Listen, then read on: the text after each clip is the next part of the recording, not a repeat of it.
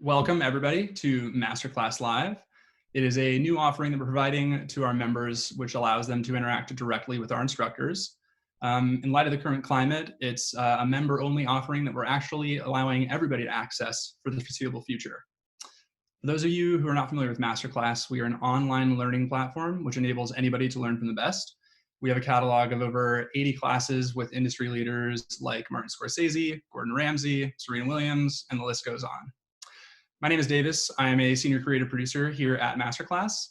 And joining us today is none other than Dan Brown. Dan, thank you for joining us. Great to see you again. I'm looking I forward to know. it. It's such a pleasure. Dan needs no introduction, but he is an incredibly talented and successful writer. He's also an all-around awesome guy. And we welcomed him to the MasterClass family not too long ago with a class that he taught on writing thrillers. And so Dan, I'd love to just kind of start off by asking you what your favorite part of having your class out in the world is. Well, it's, ever since the Da Vinci Code came out, I've had a lot of people asking me, hey, how do you write a thriller? And now I can just say, go watch my MasterClass, and I can just go back to writing. I don't need to spend days and days trying to explain whatever my theories may be on that. Yeah, easy, done and done. Well, I'm glad we could help you with that. Thank you very much. So that actually kind of leads me into another question that I wanted to ask you. And so as a producer, I can't help but look at the comments in the classes that I make to see what people think. And it's been really awesome to see the impact that your class has had on everybody. They seem to really love it. And one of the things that the members seem to find particularly empowering is your thesis around protecting the process. And so I'd love, not everybody has seen it, but I'd love if you could just kind of give us a couple points on what that is. But then I'm also interested in how that's translated into the time we find ourselves in at this moment. Sure. Yeah. I mean, process is critical now more than ever. So I have a little sign over my computer that says, protect the process and the results will take care of themselves. And what I mean by that, a lot of people think that writing a novel is 90% inspiration and 10% perspiration. It's actually the reverse. Writing a novel is about a routine. It's one thing if you're writing a song or a short poem or creating a gourmet meal, all of which take incredible skill, but are over fairly quickly. Writing a novel is a massive undertaking.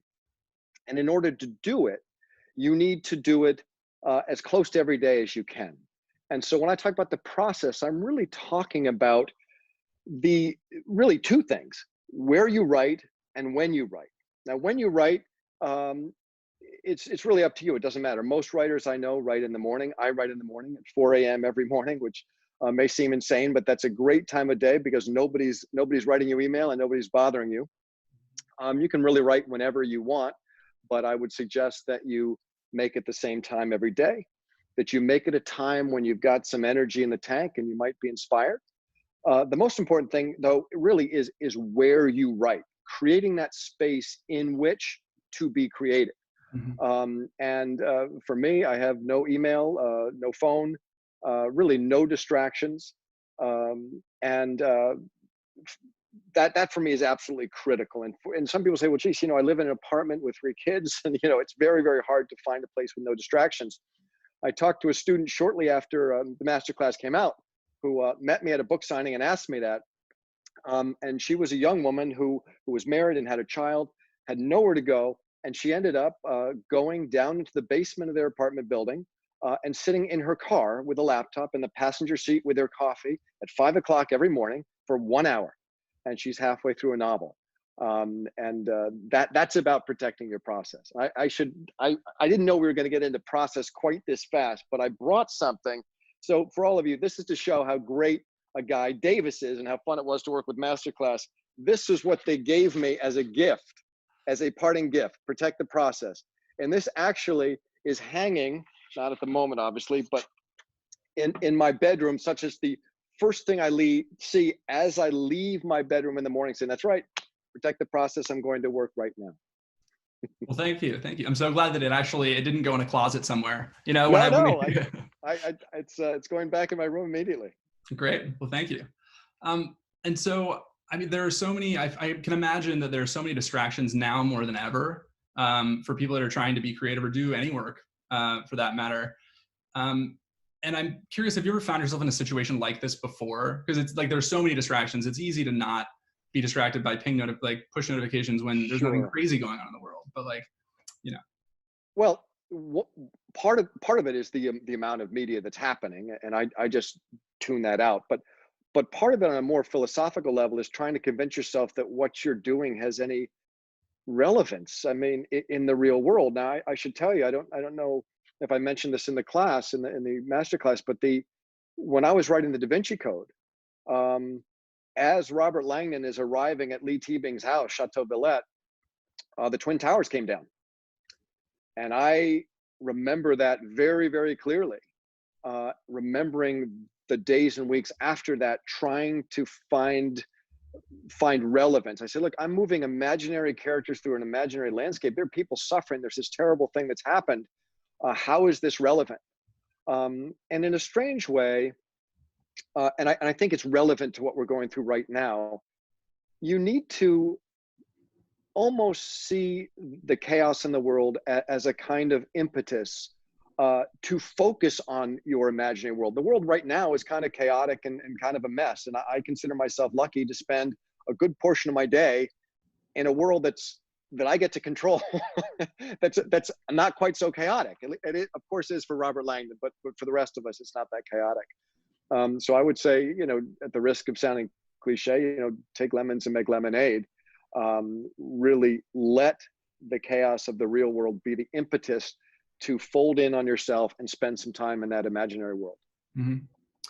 And I'm curious also, like I read recently that a lot of seminal works were created in times kind of just like these.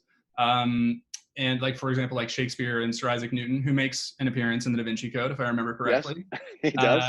Made some of their seminal works in times like these. And I'd be curious if you had any thoughts on why that might be.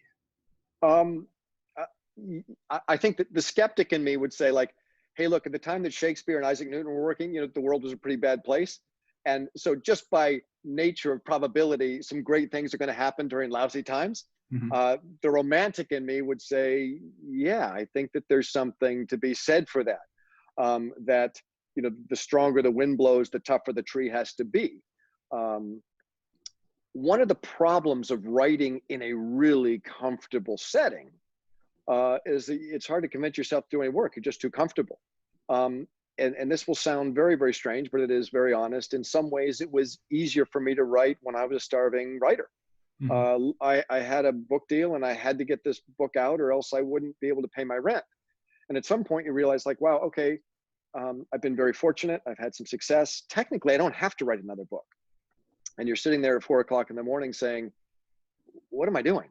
Mm-hmm. So I guess that the simplest way to put it is that it's easier to write sitting on a bed of nails than sitting in a bed eating bonbons.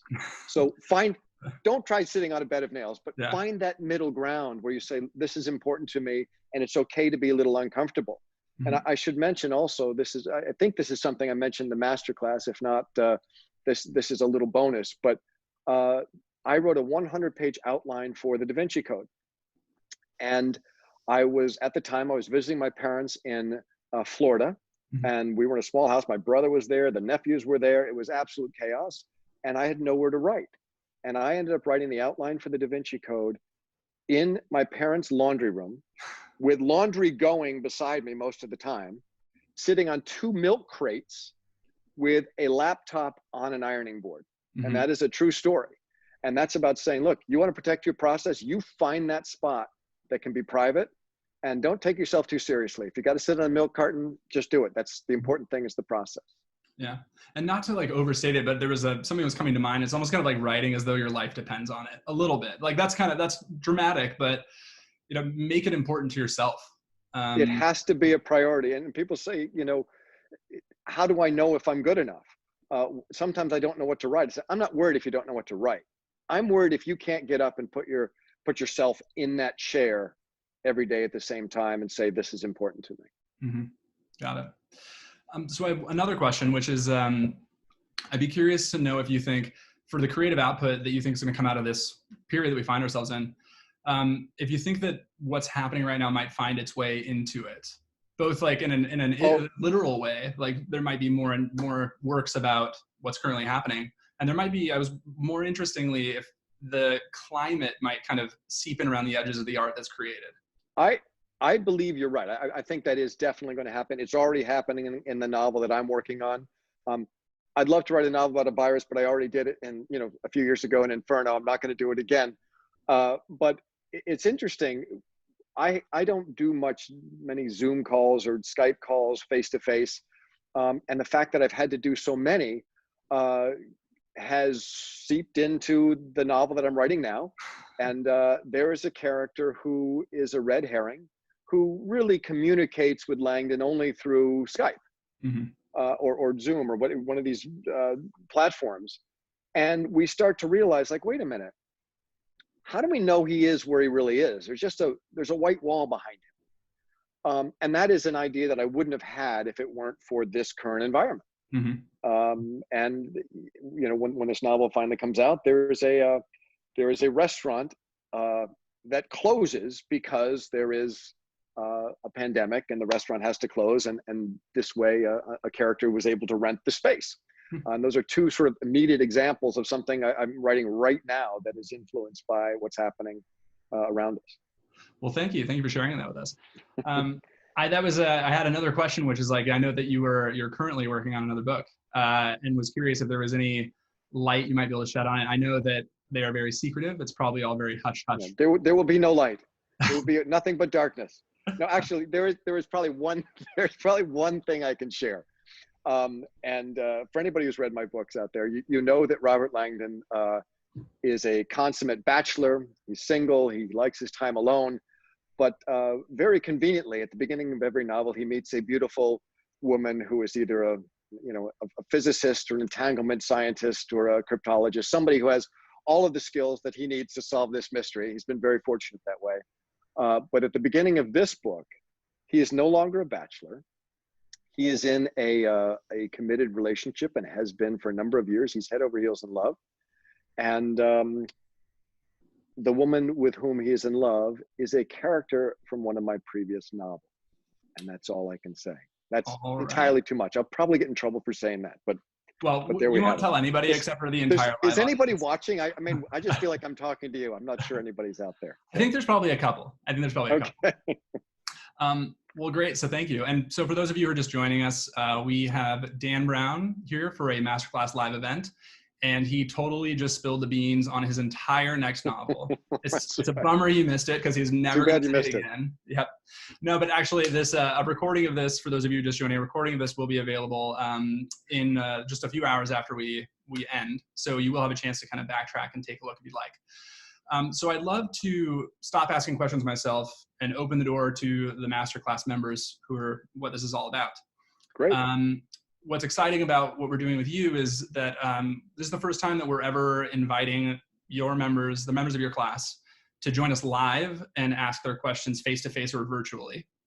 Okay. And so we put the word out to your members just a few days ago that we were going to be doing this, and we got a ton of responses. People are really enthusiastic about this opportunity. So that's what we're going to do right now. And also for everybody at home, and in both Dan and everybody at home, this is the first time we're doing it. Please bear with us if there are any technical issues. We're still working out the kinks, but we hope you enjoy it. So first up, we have Jin, who's joining us all the way from Singapore. Singapore. Mm-hmm. What time is it in Singapore? We will ask Jen. Yeah, we'll have to ask her. Hi, Jen. Hi, Dan. Hi, I'm Jingyi from Singapore. It's actually 8 a.m., so it's not too bad. 8 a.m. Okay. Well, good morning. Yeah, good morning. So I really enjoyed your class. Thank you so much. I found it really practical and useful. And my question to you is, now that you're you have so many best-selling novels under your belt, if there was anything you wished you could unlearn from about writing. Wish that I could unlearn? Yeah, about writing. Okay, that is a great question. I've never been asked that question. Okay, yes, there is one thing. One thing I have learned in the process of writing novels is that the first 50 pages are the hardest, and they're really not a lot of fun. The books are much more fun to write after the first 50 pages, and I wish I could unlearn that, because knowing how hard it is to write the first 50 pages, I really procrastinate in starting a novel. I research a little more than I probably should. So if I could unlearn that, I would probably write a little bit faster. Wonderful. Thank you. Thank you, Jing. So next up, we have another international person joining us. Well, international to you and I in the United States. So this is Slavek, and he's joining from Poland.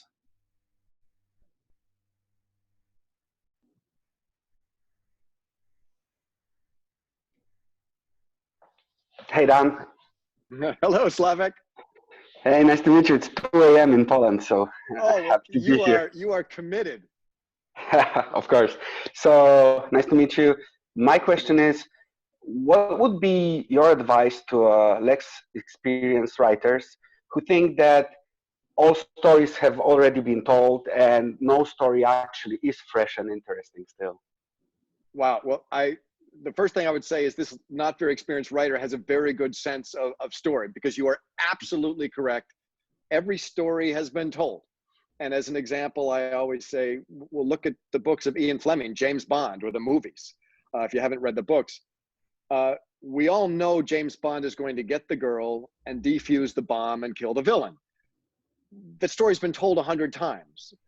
We don't worry about whether or not that's going to happen. We worry how it's going to happen. So what I would say is, first of all, you're right. Whatever story you're writing has been told. In the book Inferno, there's a virus that gets out, and will the hero stop the world from ending? And of course, we know Langdon will save the day somehow. People read the book to find out how he saves the day. So I would encourage this writer, if it happens to be you, not to worry if the story in its basic form seems like it's been done, because you're right, it has been done. What you get is a template on which to add your creativity and your imagination. That's the fun part. You say, like, I've got to get this character from here to here. We all know he's going to get there. Make it an interesting, wonderful pathway. Put as many obstacles in the way as possible and find the most creative ways around those obstacles that you possibly can. And good luck. And you should go to bed now. Thank you, Slavek. Slavek's question brought something else up for me as well, which is there's a toolkit that every writer has, which is their own unique creative voice as well. Sure. It's kind of what separates Saving Private Ryan from Inglourious Basterds, for example. So anyway, so now we have Malika, who's joining us from India. Hi, Dan. It's such a pleasure speaking to you. I've loved reading your books, and I've thoroughly enjoyed your masterclass and learned a lot, which is immensely useful. So thank you very much. Thank you. My question to you today is, if I were writing nonfiction in the format of a thriller, and I wanted to introduce the elements you've spoken about, like the 3 C's that would make a thriller more interesting or make a thriller work, how much creative liberty do I have as a writer when I'm working with nonfiction, historical nonfiction to be specific?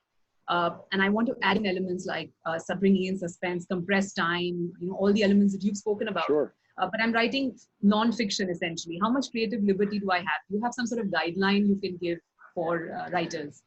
I have a very succinct guideline. Be honest. You have to be honest with your reader. You can do whatever you want in your book as long as you're being honest. If you're writing historical fiction and taking liberties, you make that clear. Whether you do it in the way that you're writing, or you do it with a note to your readers, or you do it with the fact that you say, like, look, I'm writing a novel based on history. Now, if you're writing history, factual nonfiction history, you have to be very, very accurate, absolutely accurate, or else you'll lose all credibility. If you're writing history and you want to incorporate a contract, a crucible, a ticking clock, all of these things, you have one very, very important decision to make. What story are you choosing to tell? If you want to write a piece of history that reads like a thriller, and you are bound by what actually happened, you better choose a pretty thrilling story, or else it's going to be very, very hard to do, because you've tied your hands, being unable to sort of expand on what actually happened. So choose a good topic and be honest with your reader. And Dan, so for those at home, are you able to give some of the bullet points of what the three C's are? Sure. Yeah. Okay. I talk about the three C's when I'm talking to writing students, and even to myself, that the three C's are the clock, the crucible, and the contract. Now, the clock is really just, it means time pressure, a ticking clock. The simplest example is Angels and Demons. There's antimatter in the Vatican, and at midnight it's going to blow up. Very, very simple, but we know that there's time pressure, so Langdon has to hurry. And when you read thrillers, you'll find out there's always time pressure. It may not be as trite and obvious as antimatter blowing up at midnight on the nose. That's a very specific ticking clock. It may be, hey, this person is leaving town tomorrow and needs to decide whether or not he's going to stay with the woman he's just met or go back to his family. That's Bridges of Madison County. A different kind of thriller, always a ticking clock. The crucible essentially is a box that encloses the action and the characters, and doesn't let them run away. And as an example, I always say the end of the novel Jaws by Peter Benchley, actually it's the end of the movie I'm referring to specifically, where the boat is sinking, the shark is coming toward the boat, they're in the middle of the ocean without a radio, they can't run away. It is a crucible, and they have to deal with the monster coming after them. If, for example, there'd been a lifeboat with a motor that they could jump in and just drive away, suddenly you don't have a thriller, you have a bad scene. So compact, really restrain your characters and make them face their demons. The other is the contract. Contract just means a promise to your readers. Every page should be a promise to your reader. And as a thriller writer, really as any writer, you should be constantly reminding your reader, I know something you don't know. And if you turn the page, I promise I will tell you. I promise whatever I'm withholding will eventually be laid bare. And if I do my job correctly, it will be laid bare in a way you don't see coming. You're gonna be excited and surprised by the way it happens. So those are the three C's, and I feel like every good story, thriller or non-thriller, needs some element of all of those. Beautiful. Thank you so much. Appreciate it. And so now we have Tracy. Hi, Dan. I'm really excited to be part of this MasterClass Live. And my question is about first person, third person, and point of view. Can you talk a little bit more about how you maneuver this in your writing? Other authors talk about how it's hard to change point of view in the middle of the story, but your books seem to make it look effortless. And also, is it something that you think about during your outline, or do you wait until your first draft to start playing with point of view? All right. I love you for asking me about point of view. Thank you. Point of view is so critical. And you're right. People say it's very, very hard to move in and out of point of view. The answer is yes, it is hard to move in and out, which is why I never do it. If you have read my novels, you will see that every single chapter is told from a very specific point of view. One of the characters, I choose a character and I stick with it for the whole chapter. Now and then, very rarely, I will have to change points of view halfway through a chapter, and you will see there is a section break with little asterisks saying, this is a different section.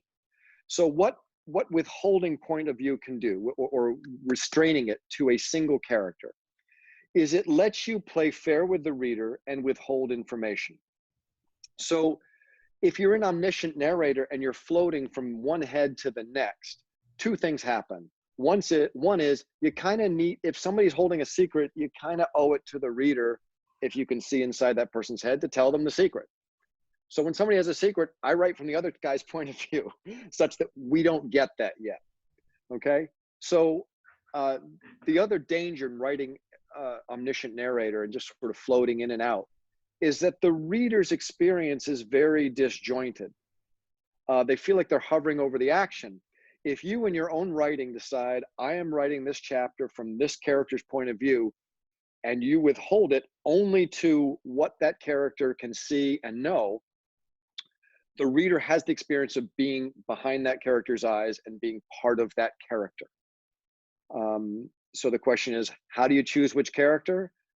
Simple rule of thumb is whichever character has the most to lose, that's the one you write from. Whoever's in danger, whoever's just discovered something upsetting, whoever's most emotionally stimulated, that's a good place to start. Not a perfect rule. I often end up writing scenes from multiple points of view, trying one, I'll write a scene maybe from 3 different characters' points of view, just to find out which way it works best. Great question. Thank you, Tracy. So next up, we have CL joining us from Indiana.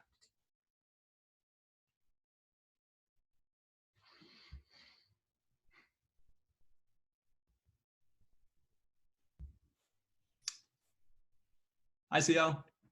Hello. Hi, Dan. Hi there. Your masterclass has changed my writing for the better exponentially. It's wonderful. In your class, specifically Life as a Writer, you talk about your first book signing and how it didn't quite go as you had imagined it. But I'd like to back up just a little bit earlier in a writer's career for my question. I understand not every author can reach Dan Brown's status, but for those of us whose goal it is to do that, how do we stay motivated after years of rejection from agents and publishers? And is there ever a point where we should just accept that maybe we don't possess that caliber of talent? Thank you. I'm going to answer this all in reverse. Really fascinating question. Is there a moment that you should accept you don't have the talent? The only moment that I would ever accept someone doesn't have the talent is the moment they say, you know what, I can't force myself to sit down and write. If you can get up, sit down and feel motivated to write, you are nowhere near the end of your ability. It's funny, doing this masterclass really taught me that writing is a learned process. As I put together the curriculum with Davis, I thought like, well, all of these things that I'm sharing in this class are things I learned along the way. I didn't just I wasn't born knowing this. I learned it by making mistakes, by reading writers who do it much better than I do and saying like, wow, I love the way they do that. I want to pull that into what I do. So how do you stay motivated? You stay motivated the same way a violinist who's learning scales stays motivated. I want to do this better tomorrow. I want this chapter to read better tomorrow. I want to find a more interesting way to get the person from here to there. That's how I stay motivated. At the end of every novel, I'm like, oh, how could I possibly write something that has that many twists and turns? Again, because I'm going to have to do it a little better next time. And you take it as a challenge, and you become inspired to just get better and better. And I will tell you, as far as publishers and editors and agents and all of that, we live in an amazing time. 10 years ago, if you wanted to share your writing with the world, you needed to convince an agent and a publisher and probably a staff of publishers to take a chance on you, invest in you, and publish your book. Now, with the world we live in, you have an international publishing deal on the computer that you're sitting in front of right now, on the computer you work on. You can share your writing through blogs, through through all sorts of, through electronic publishing, through, you can even say, you know what, I'm going to take a few $100s and I'm going to print 50 copies of my book and I'm going to give them to friends. And I want to hear what they think about it. And you know what, the way so many writers have gotten started is to self-publish, go to your local bookstore and say like, can you just take these on consignment? Become your own publicist. Try to develop a little bit of a groundswell, because when you do, publishers will take notice. If you start selling a lot of ebooks, or go back to print your next 500 books because they've sold, publishers will take notice. So let yourself be inspired by just getting better. Okay, it is not easy, and trust me, you say not everybody gets to Dan Brown status. Well, there are days that I don't feel like somebody who's written a bunch of books that sold a few copies. I feel like someone who has no idea which way is up. I'm facing a blank page. What do I do? And that's the moment you sort of step back and you say, no, wait, I'm protecting my process. I'm just doing it better than I did yesterday. Good luck. Don't give up. Thank you, CL. All right, next up, we have Bobby joining us.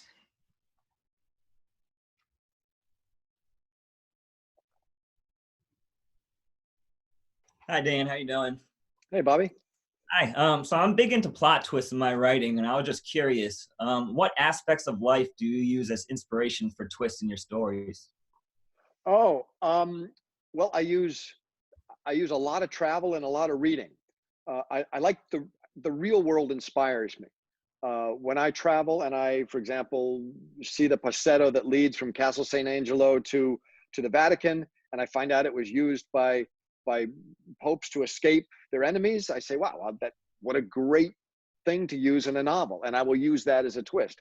How do you get out of Castle St. Angelo and back to the Vatican? Well, that's the tunnel you're going to use.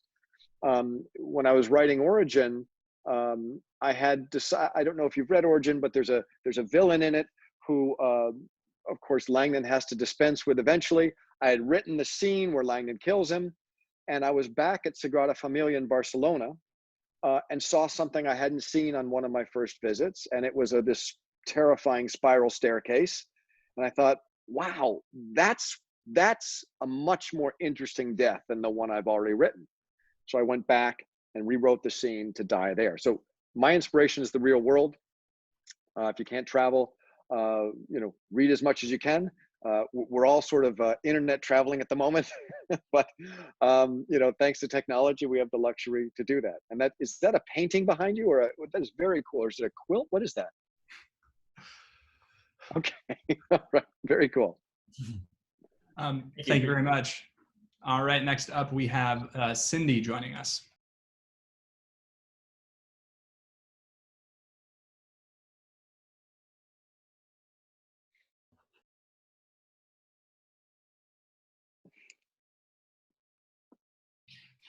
Hi. I think Hi, you have Cindy. the wrong Cindy. I'm back. Hey, you look really familiar. Are you done yet?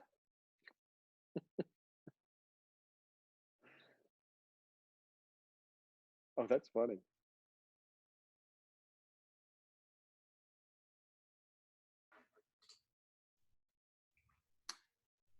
And it is the luxury of live television, okay. Quote unquote. Yeah. All right. Well, I guess we'll give Cindy another moment. Yeah. Yeah. And it could also be that. Oh, hey, there she is. Yeah, there we go. Hi there. Dan, biggest fan here, not only of your writing, but of your class. So thank you so much for being with us today. It means a lot. Thank you. Thank you. So I know in the past you've mentioned using inversion therapy as a way of jump-starting creativity. So I'm wondering if you have any other tricks or exercises that you do or practice to jolt yourself back into creativity and imagination. Yeah. What I said earlier, I read a ton and I travel a lot, and I'm stimulated by the real world. But as far as tricks, I hope this doesn't sound like I'm dodging the question, because I'm absolutely not. I think that nature abhors a vacuum. I think that the way you spark creativity is to empty your mind. I meditate every day. I take long walks in the woods with my dog, who fortunately is very quiet and doesn't talk to me. And I am able to just empty my mind. And it is really in those moments of nothing here that ideas jump in. I find it very, very hard to watch the news, read other novels. I'll read nonfiction to be stimulated with ideas. I don't read any fiction when I'm writing. I would encourage you to empty your mind as much as you can, which is hard right now. Just turn off the television, meditate, or just whatever, walk the beach, walk the streets, whatever calms you down and lets you just be blank. You'll be amazed what happens to an empty mind. It doesn't like being empty. It will make something to fill itself up. So. Thank you, Cindy. Cindy with an S. Thank you very much. Cindy with an S. Yes. Nice to meet you. All right. Next up, we have Wally from Arizona.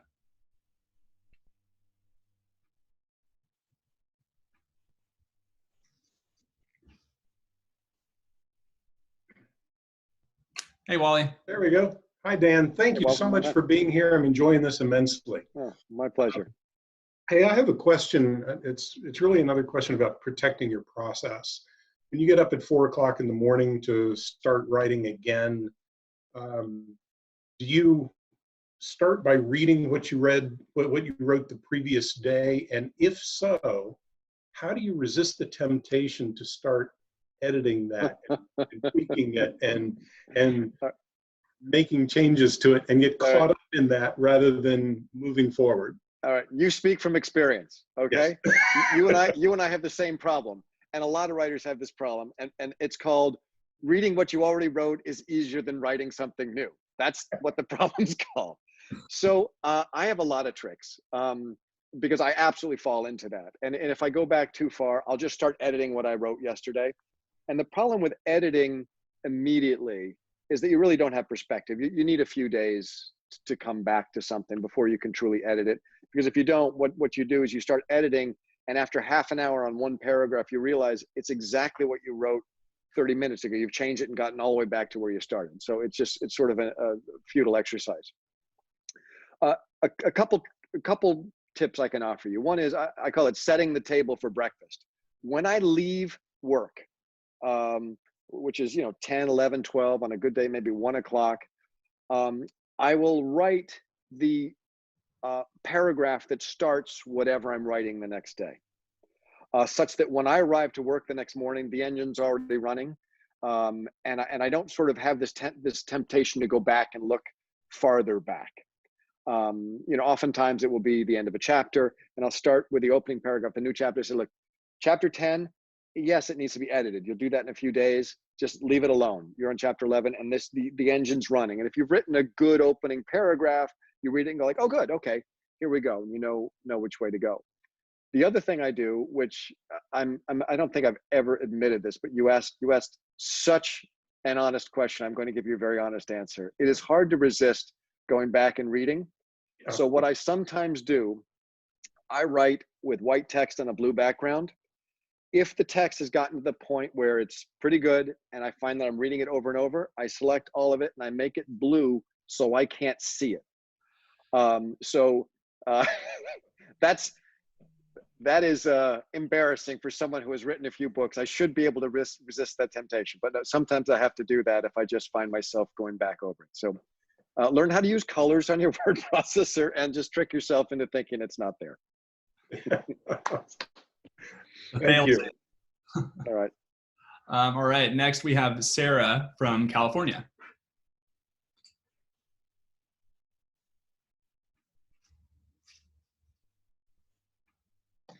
Hi there. Thanks for taking the time today. Actually, some of your advice is really helpful in my day job, so I really appreciate, especially like trusting. I train horses, so it's very important. The process is very important, and it's easy to forget sometimes. So very helpful. Wonderful.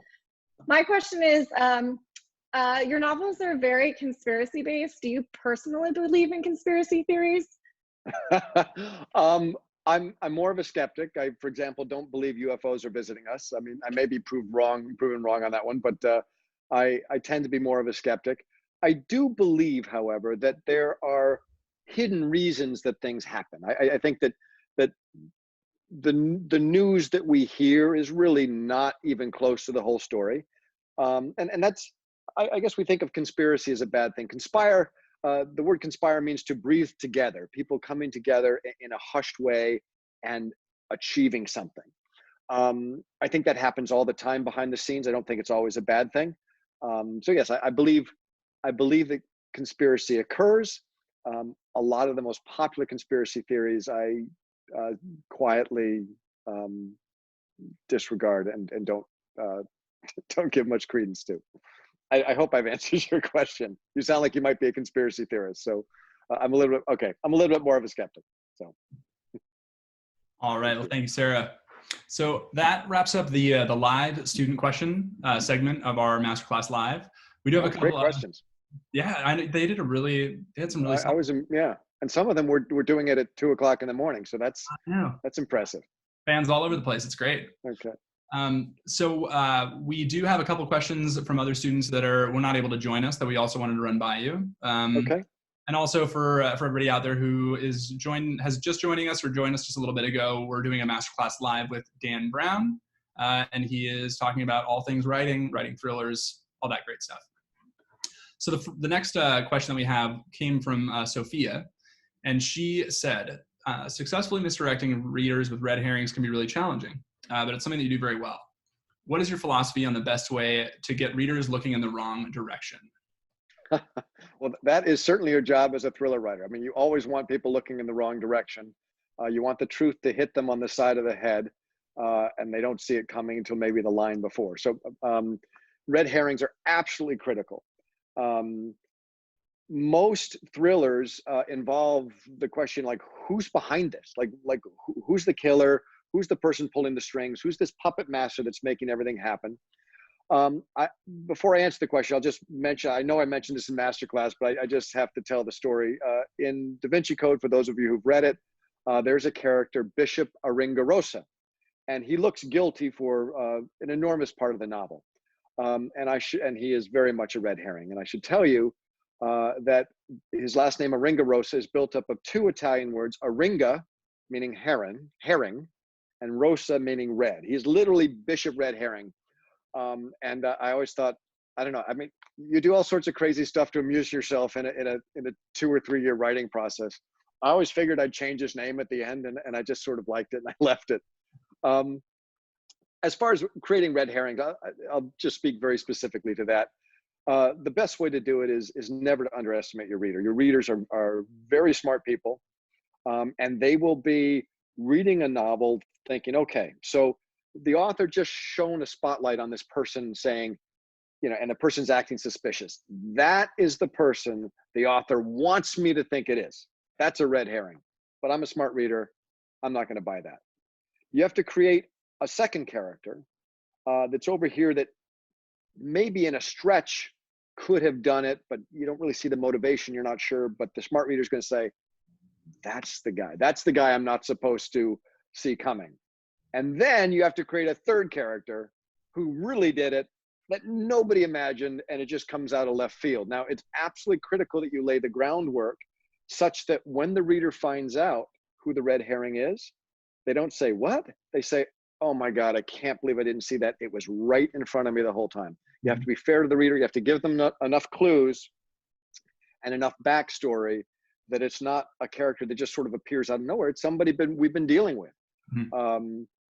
So that's absolutely critical. It has to be the Hercule Poirot scene in all the Agatha Christie books where he says, let me tell you what really happened. And she does it so well that you go like, of course that's what happened. It's the only way it could have happened. Why didn't I see it? That's the job. And so I'm curious, were there any examples that you can remember where you were rereading and you knew this is the person that was the ultimate villain, let's say, and you were like, but the groundwork is just not there. Like, or Yes. maybe too much. You're like, this is way too evident. This is now the spotlight person. Yes. I don't want to give too much away, but Origin was very much that. If you've for those of you who've read Origin, there's a number of characters that are very different kinds of characters. One in particular that's very different. And creating that book had a number of red herrings, had maybe 3. And if I did my job correctly, and for most of the readers I've talked to, they were surprised by the twist at the end and thought, of course, that's how it happened. So I feel, but in the process of writing that, it was such a big twist. I wanted to be absolutely sure that I was being fair to the reader, such that when I delivered it, the reader would say, oh my God, of course, that and that and that and that. And that's why we have editors who can go through and say like, hey, look, you tipped your hat a little too far. I figured it out in chapter 27. You don't want it until chapter 100. And this was the only moment that I thought, oh my God, you need to take that out because a smart reader is going to put it together too soon. Gotcha. It is very important to have perspective on your work. And you get that in only 2 ways. One is taking a lot of time away from it and coming back. Do not read it on a computer. Print it out on paper the way somebody's going to read it. Take it out of your office. Take it to the park. Take it to the beach, wherever you're going, and read it as if you've never read it before. That's one way. The other way is to ask a friend or a parent or an editor or whoever, a child you think is smart, whoever it is, get somebody else to read it and ask them, hey, who do you think did it and why? Yep. And they will give you very, very good clues as to whether you're hitting the nail too hard or you're missing it entirely. Yeah. And it also sounds like there's a little bit of maybe not overwriting it, but when you're first starting out, making sure that the clues are there such that they can be followed logically. And then you can whittle away a little bit maybe. And you're like, no, I don't need this one. No, I don't need this one. No, I don't need this one. Exactly right. Very much the Michelangelo way of sculpting. You know, you start with a big block and you take things away. It's much easier to take things away than it is to add things. Yep. And I always overwrite. You know, an 8-page chapter. My first draft is 8 pages, and my final draft is 4 pages.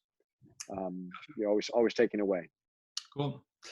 So the next question is about, it's a Dan Brown special.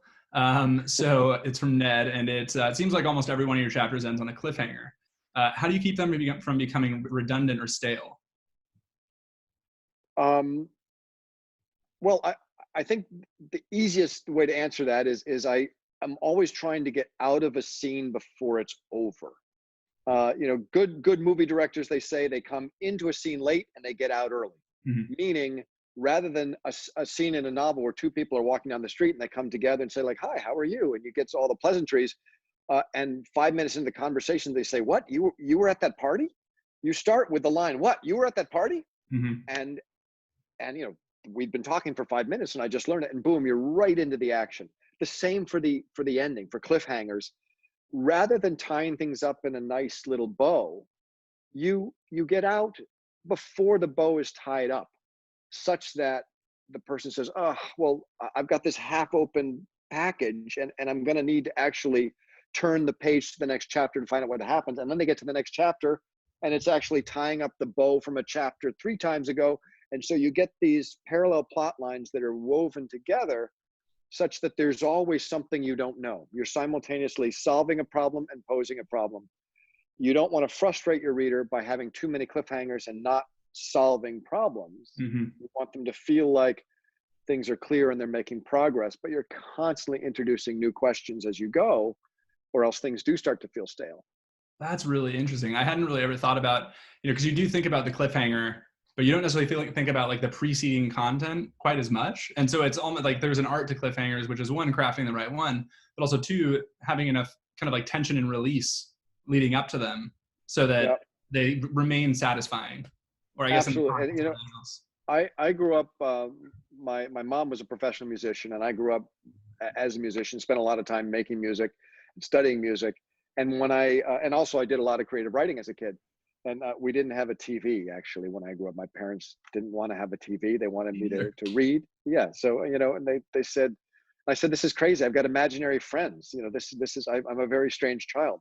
And now they said, "Well, it worked out." Okay. So now I talk to my imaginary friends every day and I write stories. But, and you're just going to have to remind me what we were talking about. Cliffhangers. With the tension release.